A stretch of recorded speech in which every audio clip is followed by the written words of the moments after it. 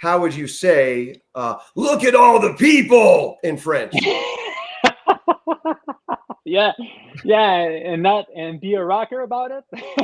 Not sure it would be yeah. That's why we're playing in English. Hi, this is Steve Hill. You're on the All Over the Place podcast, where the fun sanity never ends.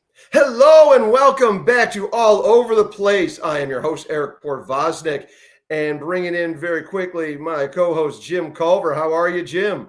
I'm great. How are you? As always, life is great, fantastic.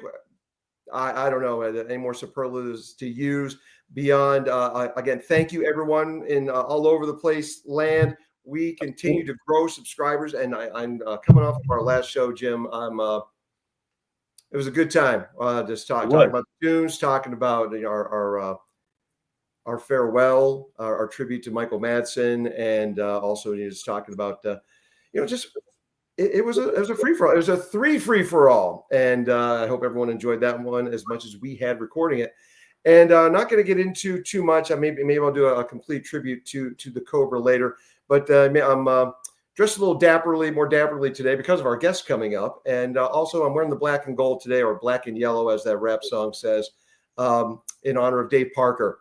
The Pittsburgh Pirate passed away recently. And I will never claim to be a Pirate fan back in the day. I know I'm a bad Western Pennsylvanian in that regard. I cheered for the Indians. I was living in Ohio at the time, and they were a little bit closer. But Dave Parker was just a badass ball player, and I love that shirt that he wore. If you hear any noise, it's just me and the boys bopping. And I love that he was part of that 79 world champion Pirates, the We Are Family Pirates. And rest in peace, Dave Parker. I'm very, very bummed that he's won't get to enjoy walking across that stage and give his induction speech into the Baseball Hall of Fame. But he's going in. That's the important part. And recognize. Throwing one up here to Mr. Dave Parker, the Cobra. You're here. But for now, though, we are bringing. I mentioned a little earlier that I'm dressed a little more dapperly because our guest. You see the press photos, you see him live, and he dresses to the nines. It's a very Joe Jackson kind of thing going on. I'm loving that. And he is with a band that has been described as the Brotherhood of Fire and Fury, on a mission to bring back hard rock to the front lines. I want to welcome to the show from the band Atomic Train, Junior Bourcier. Junior, welcome. Thanks for joining us. Hi, guys. All over the place. Thanks a lot. Thanks for having me. I'm very happy to be with you guys today. And as we mentioned, I've mentioned it on the show before, and I mentioned it to Junior beforehand. I'm doing my best with that Bourcier. My 7 years of French, and I still, I butcher it from time to time with what little accent I have left. You're doing it better than I am, so well, I'm not going to try anymore. But I'm glad Scott got the name right. Your last name is Portvoznik, folks. You want to make sure everyone else's name is okay. Yeah, and you're right. Yeah. Like I said, you're on a mission to bring hard rock back to the front lines, and you've got a self-titled debut, Atomic Train, coming in September. Yeah. And just talk to us about, what's so important for you to keep hard rock on the front lines. Because it's the music that we love. I grew up with that music, and it's been in my life since I was like 7 or 8. My older brother, Patrick, started bringing some hard rock music, metal, and AC/DC, of course. And like I don't know if you see the statue here. That's Angus Young. Oh, there it is. Yes. So he's my main idol, and but I love this kind of music since I was young, and I just it feels so good to play that kind of music that we want to share this with most people that we can, because it's just too good.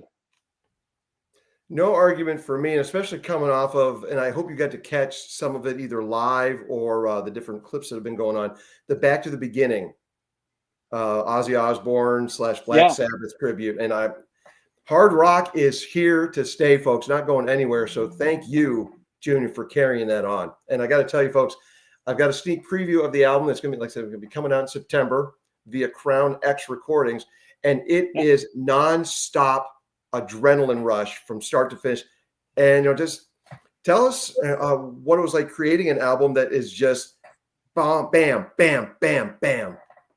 Well, it's the dream of a lifetime. I've been writing songs since I was 9 years old.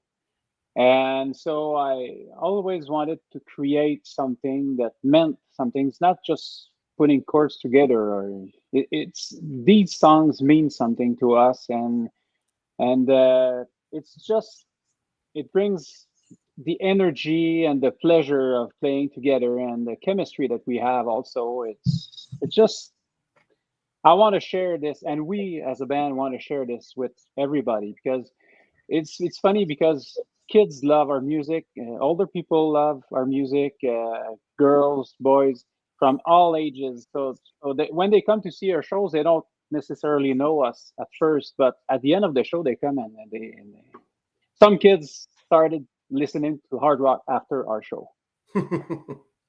That's a testament to everything. When you've got someone walking off there, you got the horns going and just the head banging, and they want to have more. That's awesome. Yeah, exactly.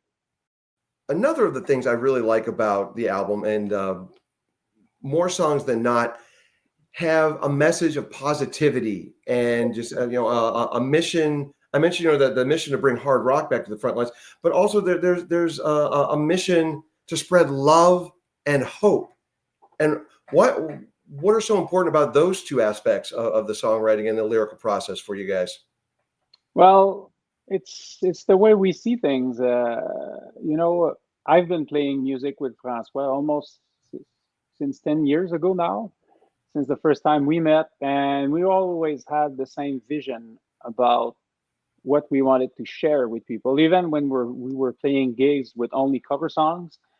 And so for me, writing a song has to mean something, and I've been thriving all my life with all different aspects of it to really develop myself and achieve a dream. And I want to share this, and I want to show my kids that they can achieve their dreams first of all, and then to anybody that wants to accomplish something, do it.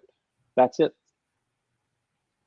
And I very purposely I put Mr. Churchill up over my shoulder here. Bosch Fausen, a print of his. Never, ever, ever, ever give up, which is a theme in back on Earth, and Yeah, also Supersonic Speedway. Just songs that just like never, never, never give up. Never, always hope, always positivity. exactly.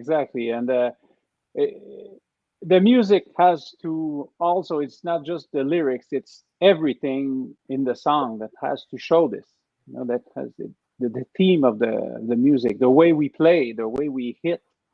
It's all part of the message that we want to send. And what is it like for you as the guitarist in the group? What's it like for you when you're creating music with the lead singer and bringing those melodies together?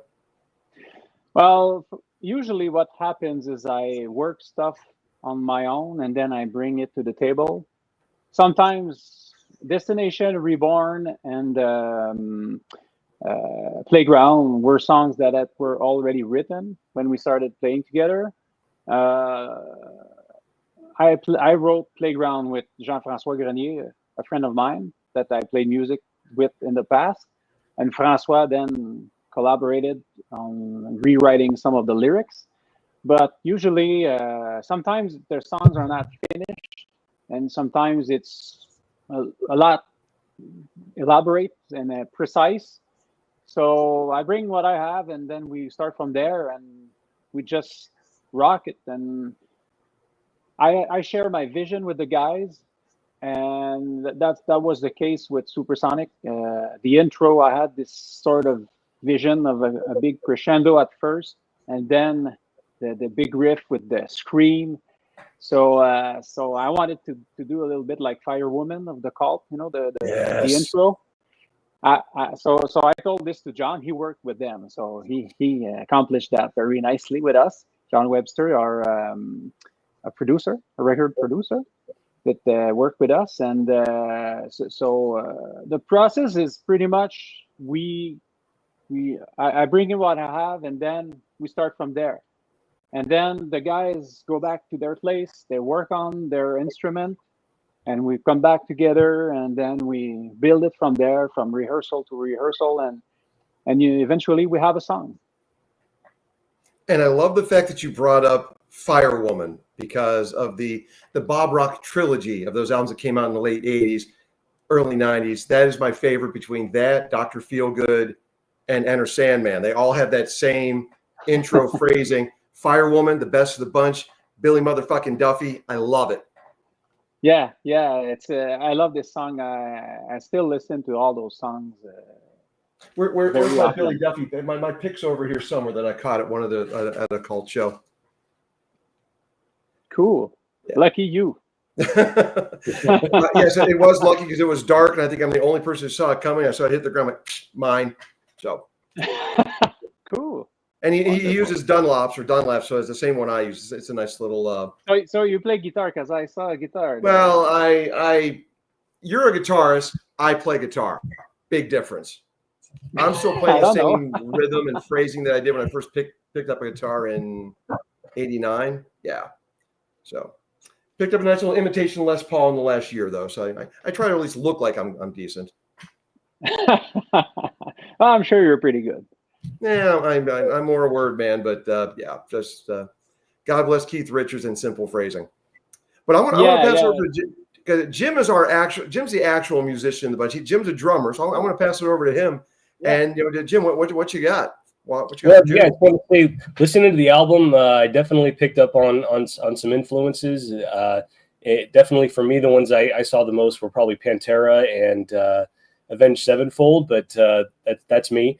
So, are there any specific influences that kind of inspired you on this album, or were there any that you kind of paying homage to, or want to call out? Yeah, I'm very thank you for these comparisons. It's a lot of people said Avenged Sevenfold. You're the first one that's saying Pantera, and I'm very, very touched by this. My influences are mainly AC/DC, Van Halen. I have for guitar playing, also The Edge from U2, Slash, of course, many guitarists, Mick Mars from Motley Crue. So this kind of playing, it's not the way they play, but it's the energy and the drive that they're bringing with their instrument. And so there's some of that. Foo Fighters, of course. Francois, our lead singer, is a big fan, and I am too.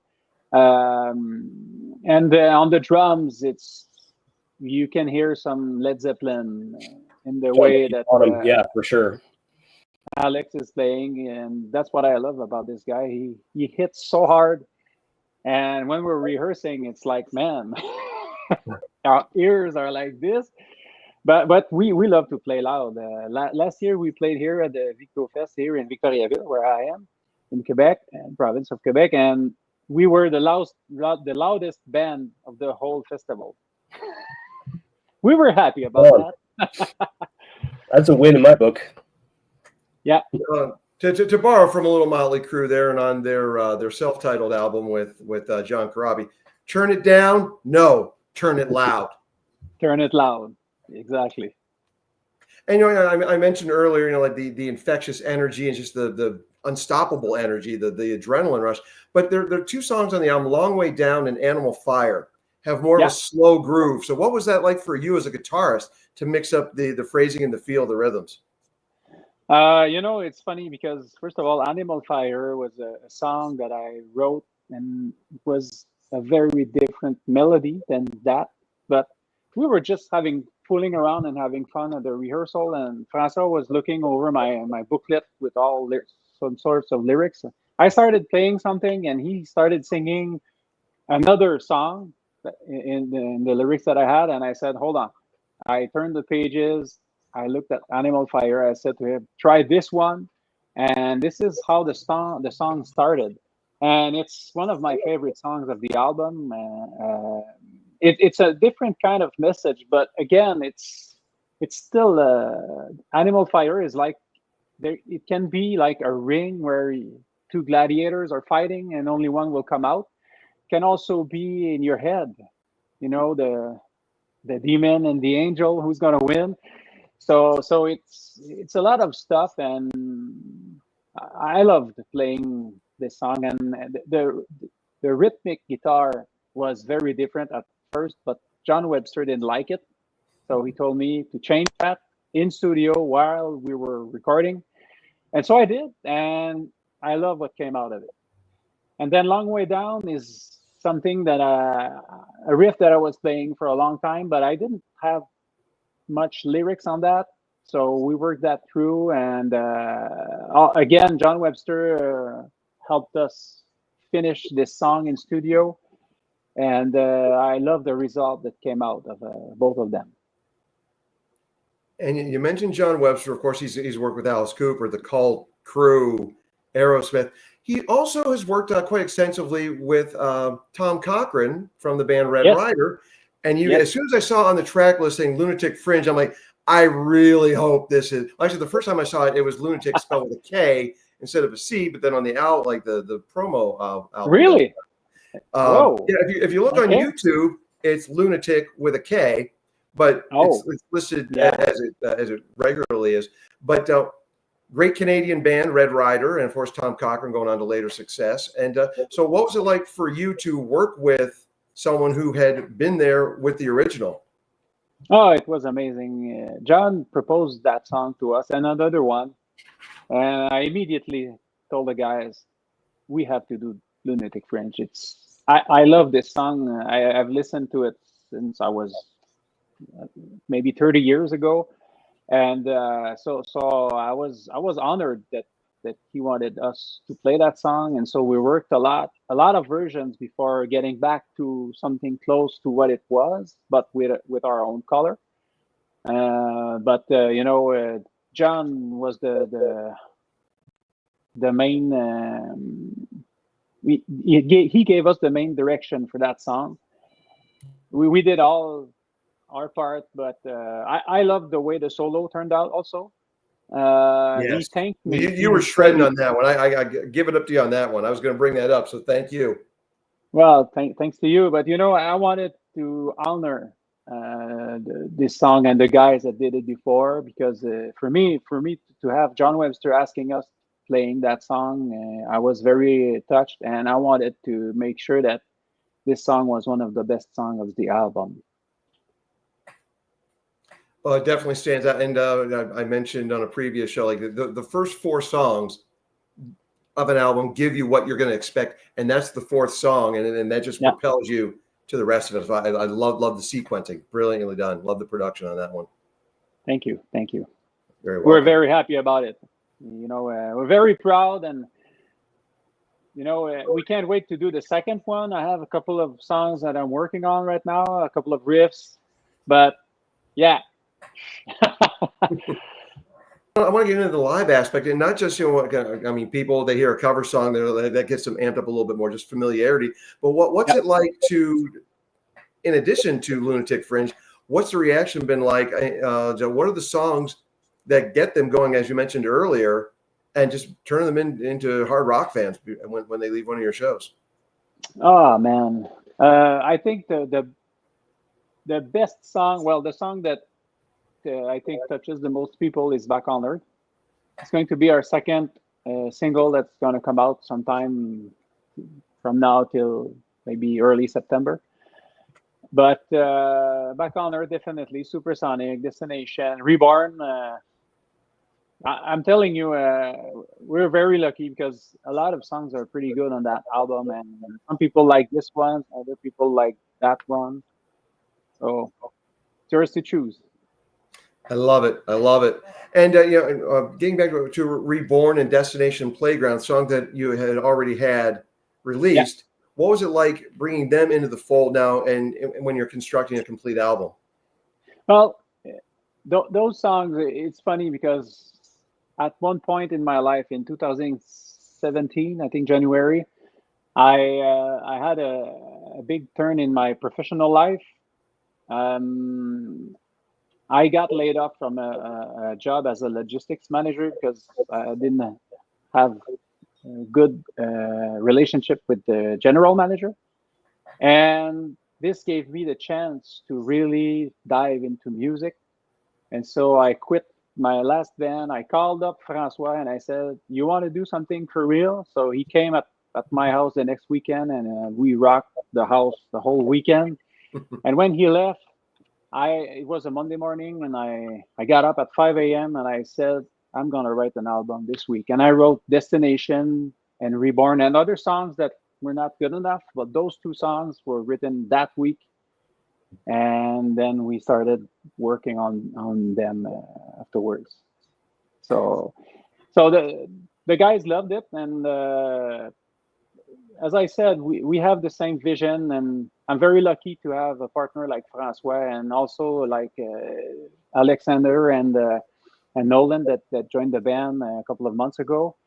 So it's an amazing feeling to go on stage and we're always saying that this is a love war. So in French, c'est une guerre d'amour. So we're there to spread love and fun and just enjoying ourselves as much as we can and give the best show possible and sweat a lot. Nice. Well, folks, this one, once the album does come out in September, I will highly recommend it to put many of these songs on your playlist to get your blood pumping in the morning. No doubt about it. And I'm glad you mentioned you rock the house, and little nod to the guy over your left shoulder. Oh, yo, shake your foundations. Oh, yeah. Yes, I will refer to one of the least popular AC/DC albums, but that's one of their best songs on any album. Yeah, it's very good. Yeah, Fly on the Wall. It's a sleeper, but I still think it's great. There are no bad AC/DC. Just one's not as great as Power Rage. Oh, Power Rage is wonderful. For me, the best one is Back in Black, of course. But they're all good. They all have really great songs. And as I said, those guys have been models for me since a very young age. Well, you've got Angus over your left shoulder. You can see my little Eddie Van Halen. So I'm glad you brought up them as an influence. Wow. And over my right, Wonderful. you can't see it in small shot now, but our other co-host Marty, who unfortunately couldn't join us today, he got me the Future Past Eddie from Iron Maiden. Oh, wow. So Cool. yeah, it's Marty's the big Eddie head on the show, and I'm not too far behind him, but yeah, just good hard rock. And my dad gave me AC/DC when I was young, and I turned around, I gave him Van Halen and Metallica, so it was a good trade-off. Oh yeah, wonderful. And Iron Maiden is also a very amazing band that I love also. A lot of cool riffs. Can't go wrong with Steve Harris. Or Adrian. Yeah. No ifs, ands, buts about it with that band. Yannick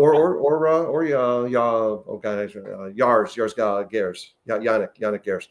But keeping with the Van Halen theme, with the Atomic Train album cover, which Van Halen had a little bit of an homage to the Commodores, but that album cover reminded me a whole lot of A Different Kind of Truth. Really? Just the train coming at it. So, and what is it about Van Halen that just besides as a guitarist, obviously Eddie, but what about the Van Halen thing that just keeps you such a fan? I've been to twice. I've seen him live twice, and one with Sammy Hagar, and one with when he came back with David Lee Roth. And it was amazing shows, but again, the first note, the first 3 seconds or 10 seconds, the song starts. You can't. I was moved. My older brother Steven bought the first album with the 4 photos of the guys, and the first song I think is Eruption or Running with the Devil. But Running with the Devil leads into Eruption. Yeah. So man, you listen to those 2 songs and that's all she wrote. You're hooked. Then You Really Got Me kicks in, and Ain't Talking About Love Yet. But it's Van Halen. There are no wrong answers. Yeah, and again, I think that some people say that Francois is the Quebec's David Lee Roth. He's a little bit like that guy on stage. He's very physical, and he loves people, and he's a party guy. it can also be serious and disciplined. But you know, for that type of music that we're playing, he's the perfect candidate. You know, he's the best. He's the best frontman that I've ever played with, and he was the kind of frontman that I always dreamed I had. So I'm very lucky to be able to play with that guy. Well, and nothing but love and respect for Diamond Dave. But how would you say, "Look at all the people" in French? Yeah, and be a rocker about it. That sure would be yeah. That's why we're playing in English, even though we're French for starters. But I always preferred to write in English. No, I think it sounds better, and this is the music I grew up with, so it was natural for me. Right. Well, with the album coming out, well, what are we looking at in terms of a tour? Are you going to keep it Canadian for a little while, or maybe drift down into the States? Well, what's on the agenda for getting out on the road? Well, we're still working on this, and we're working with Pierre Paradis a little bit with that. He's been with us since the beginning. He's brought us John Webster, and he's a consultant for us. But we want to play in Quebec and Ontario soon, and also the rest of Canada, and go to the United States. But we have to work on that. We worked a lot. We all have day jobs as of now. You know, we're what they call the weekend warriors, and so we want to shift that to being full-time musicians and go on tour. So with the album coming out, it's going to help us a lot. We tried different stuff, and along the way, things are getting better and better, and bigger stages and bigger scenes. So we'll get there. I got to make sure you guys save up some holiday time so you can make it down here. Jim is in Seattle area. I am in. I'm in the Phoenix area, so we've got a lot of snowbirds down here from Alberta and Saskatchewan. Yeah. A couple drift over from Ontario, but we would definitely love to have you down here. And on that note, I want to bring up, our association, our partnership with Danny Zalesko Presents. Make sure you check out DZP Live for your concert going needs, not just here in the Southwest, but all across the country with Danny Zalesko. And our soon to be coming on board, their new store is, by the time this airs, they will be in the new store. But Vinyl Record Dude will always have a spot for you there, Junior, to do some in-stores at Vinyl Record Dude in Scottsdale, Arizona.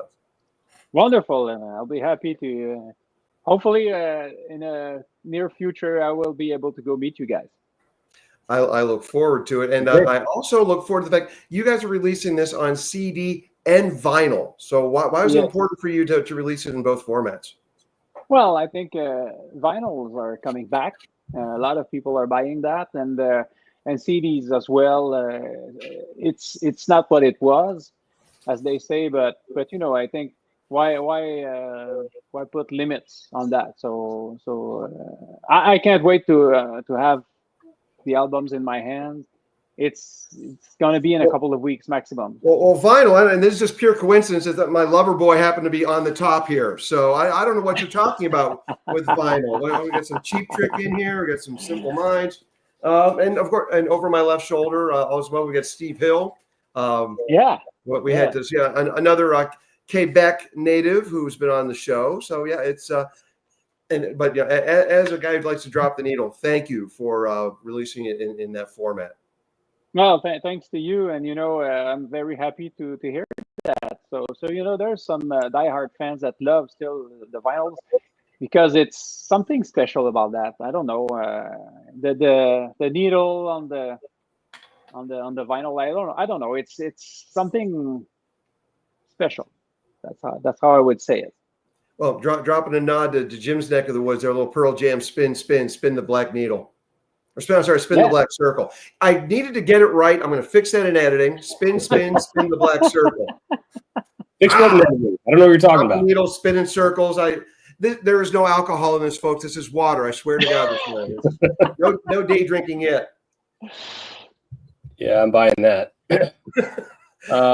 Well, I really hope you guys do make it down here on tour one of these days, because we definitely need your brand of rock down here for sure.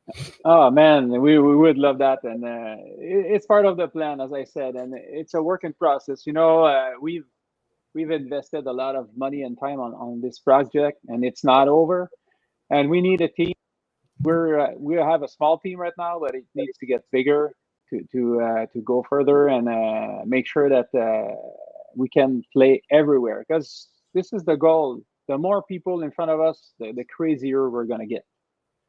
Live music, I'll say it as many times as possible on this show and elsewhere, vital to the scene. Live music, it gets you going, folks. It gets you pumped, and you got the connection with the music that you love listening to. So thank you, Junior, for getting out there with this music. I love hard rock, and you guys are bringing it on the self-titled. I'm looking forward to actually being able to drop the needle and spin the black circle. Yeah, exactly. Thanks so much. And actually, before I let you go, though, I wanted to get your if there's anything that you guys have done that relates to it. I was lucky enough last night to see, in anticipation of the sequel that's coming out also in September later this year, I caught a restored and remastered Spinal Tap last night. And does Atomic Train have any Spinal Tap-esque stories that you'd be willing to share? Can you please be more specific what you mean by that? Oh, so any did you guys wind up in a wrong dressing room? Did you have any run-ins with the hotel not having the right amount of suites for you? No. And if your amps go to 11? Oh yeah, all the time. Even when I was young, I was like, I don't know, 18, 19. I was in an apartment and I was playing guitar pretty loud. My neighbors didn't like that very much. But when we were out on tour or whatever, playing in another city, and we always have fun, but it's never. We're not like the old Motley Crue days. It's not like that. Not yet. Not throwing televisions out the windows. Okay, I think your management team would appreciate that. Yeah. Yeah. Well, we're pretty decent guys that like to have fun. I'm gonna say it like that. We love to party, but we understand that tomorrow you will have another gig, so you have to be ready. Have to endear yourself to the promoters. Make sure your ass back. I got you. Yep. Yeah. Well, folks, I definitely want to thank Junior Bourcier once again, and make sure you check out Atomic Train. You've got them on all the socials, and that it would be either at Atomik, and that's with a K, ATOMIK Train, or Atomic_Train. I know Instagram's like that, TikTok's like that, but Facebook is without the underscore. Check them out on YouTube. They've got their channel there. And also, you got remember the hashtags, Get on the Train, hashtag Atomic Train, and hashtag Atomic Train Album. So, Junior, once again, thank you for having that mission to bring hard rock back to the front lines, the messages of positivity and wanting to achieve. Thank you so much. I'm looking forward to, like I said, to dropping the needle on this one when it's out in September. Thanks a lot, guys. Thanks for having me. Thanks for giving us the opportunity to talk about this project, and hopefully we'll shake hands face to face pretty soon. And we'll get you down to the desert soon enough. Or maybe I can meet you halfway up in Toronto. Yeah, when I come back to Ohio to visit family, I'll coordinate so maybe come across the border. I would love that. Cool. Well, all right. Well, folks, you have been watching and or listening to All Over the Place, where the fun sanity never ends. On behalf of Jim and our MIA today, Marty, thank you so much for listening. Don't forget to share, subscribe, like, and comment. And we'll be back real soon on All Over the Place.